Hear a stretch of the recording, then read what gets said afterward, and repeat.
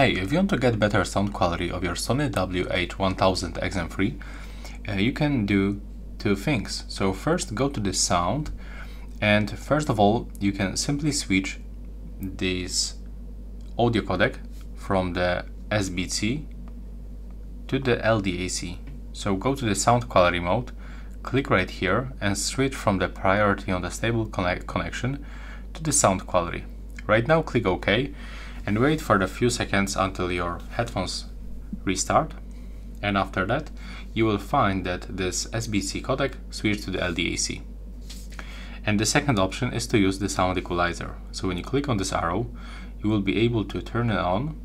It will switch back from the LDAC to the normal SBC and will allows us to adjust this equalizer. And here we can select this default presets. If you want to adjust this equalizer to your own preferences, you can do this by tapping on the settings icon and moving these dots.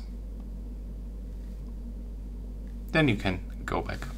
So as you can see, that's all for this video. Bye!